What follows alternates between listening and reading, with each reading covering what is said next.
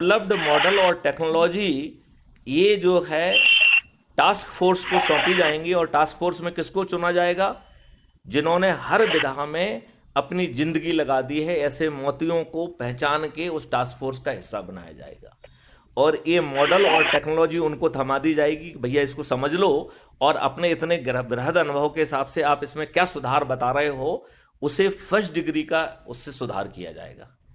फिर 15 दिन तक लाइव टेलीकास्ट के माध्यम से सब्जेक्ट एक्सपर्ट्स चर्चा करेंगे, जिसमें पूरी सभी लोग सम्मिलित होंगे, पत्रकार भी, ये भी, पब्लिक भी। और इस चर्निंग से जो पॉइंट निकल के आएंगे उसके आधार पर इस मॉडल्स और टेक्नोलॉजी में सेकंड डिग्री का रिफाइनमेंट किया जाएगा। फिर 45 दिन तक आम पब्लिक से लाइव डिस्कोर्स किया जाएगा। तब तक पब्लिक के दिमाग में कुछ कुछ चीजें क्लियर होने लगेंगी, तो वो कम से कम अपनी शंकाएं, कुशंकाएं और जो थोड़ी बहुत सलाह देने की स्थिति में होंगे उस, और ये 45 दिन तक चलेगा और लाइव चलेगा। इसमें जो चीजें कैप्चर होके आएंगी उससे तीसरी डिग्री का रिफाइनमेंट होगा, तब ये चीजें पार्लियामेंट में पहुंचेंगी। तो चाहे पार्लियामेंट में आज का राजनेता बैठा हो या हमारे चंद्रगुप्त और महाचंद्रगुप्त पहुंच गए हों, वो इन तीन तरीके से रिफाइंड मॉडल को, और जो बीच में सुझाव आए हैं उनकी पूरी चीज रहेगी।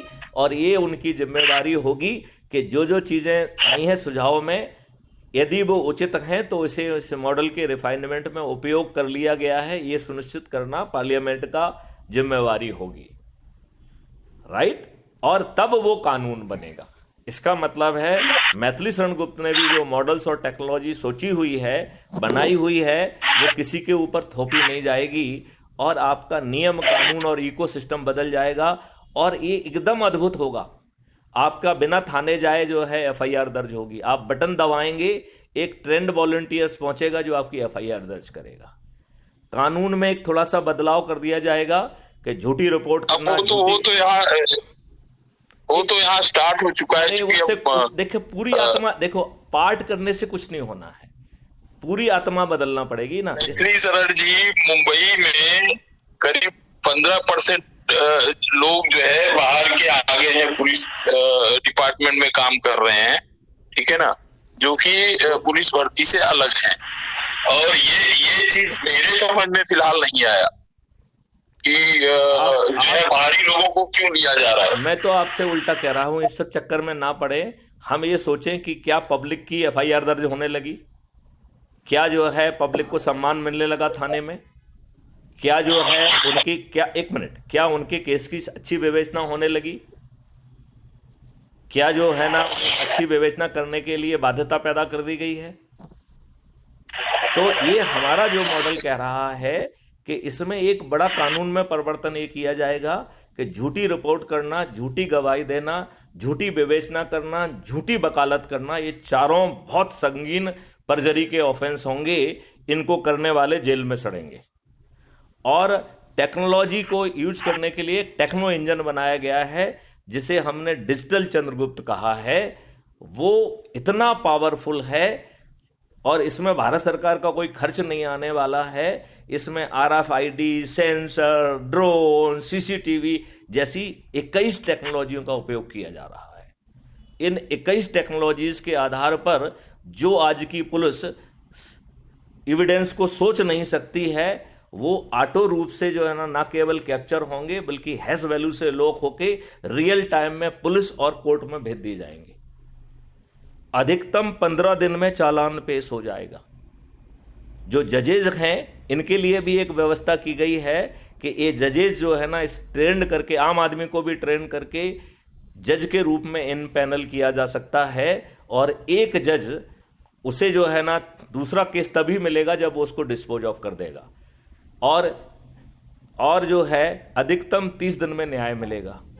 तो किसी ने मुझसे पूछा कि सर जी ये मुझे बताइए कि आप जो है इस प्रक्रिया से 30 दिन में न्याय तो कर देंगे, लेकिन आप जो है ना जजमेंट तो दिला देंगे, आप न्याय कैसे करेंगे। तो फिर मैंने उनको समझाया कि हम जो है contempt of the court act को रिपील कर देंगे और 2 तरीके की जो है वो अपील रहेगी। एक अपील अगेंस्ट द जजमेंट और दूसरी अपील अगेंस्ट द जज। यदि कोई फरियादी या कोई व्यक्ति अपील अगेंस्ट द जज प्रेफर करता है तो वो इनडायरेक्टली आरोप लगा रहा है कि इन जज महोदय ने पर्याप्त साक्ष्य को अनदेखा करके गलत निर्णय दिया है। ऐसी परिस्थिति में जब अपील अगेंस्ट जज होगी तो कानून में प्रावधान होगा कि जज महोदय को खुद कटघरे में खड़ा होना होगा, अपने जजमेंट को डिफेंड करना होगा, और यदि वो अपने जजमेंट को डिफेंड नहीं कर पाते हैं तो वो डी पैनल हो जाएंगे। इसका मतलब है जजेज को बाहर निकालने के लिए कोई महाअभियोग नहीं चलाना होगा, वो डी पैनल हो गए, मतलब वो जज नहीं रहे। और जब वो अपने जजमेंट को डिफेंड नहीं कर पाएंगे तो उन्हें जो है लाखों में जो है हर्जाना देना होगा। तो इन दो कारणों से किसी भी जज की औकात नहीं है कि वो न्याय ना करे। वो आपको वही जजमेंट दे पाएगा जिसको वो डिफेंड करेगा। और जो इनको जो ये पूरा पैसा जा रहा है, इसमें जो वॉलंटियर जा रहा है ट्रेंड, उसको पैसा रेवेन्यू स्ट्रीम मिल रही है। जज महोदय को रेवेन्यू स्ट्रीम मिलेगी, पुलिस वाले को रेवेन्यू स्ट्रीम मिलेगी, फॉरेंसिक साइंस वाले को रेवेन्यू स्ट्रीम मिलेगी, गवाह वालों को फॉरेंसिक जो है ना रेवेन्यू स्ट्रीम मिलेगी। और जितना धन हम रेवेन्यू स्ट्रीम के रूप में बांटेंगे, कानून में प्रावधान होगा, उससे 2 से मल्टीप्लाई करके अपराधी से वसूल किया जाएगा। लिहाजा इस सोर्स से इतना अधिक पैसा जनरेट होगा कि भारत सरकार अभी जो तमाम टैक्सेस से कमा पा रही है उससे 10 गुना पैसा पहुंच जाएगा। और चूंकि जो है चूंकि रेवेन्यू स्ट्रीम से भुगतान हो रहा है, लिहाजा ये जो भार है, वेतन का भार भी सरकार पे कम हो जाएगा। तो सरकार के शासकीय व्यय कम हो जाएंगे और आमदनी जो है ना 10 गुनी हो जाएगी। और ऐसे ही एक और मॉडल बनाया गया है जिसको हमने पेपर करेंसी मुक्त भारत कहा है। तो पेपर करेंसी से खत्म कर दी जाएगी और हर ट्रांजैक्शन पर 2% की प्रोसेसिंग फीस होगी। उस 2% की फीस से भारत सरकार को 10 गुना ज़्यादा पैसा मिल जाएगा जो आज मिल रहा है। तो 10 गुना पैसा क्राइम फ्री भारत के रेवेन्यू मॉडल से, और दूसरा जो है 10 गुना पैसा जो है वो पेपर करेंसी मुक्त भारत के जो है ना ट्रांजैक्शन की फीस से मिलेगा।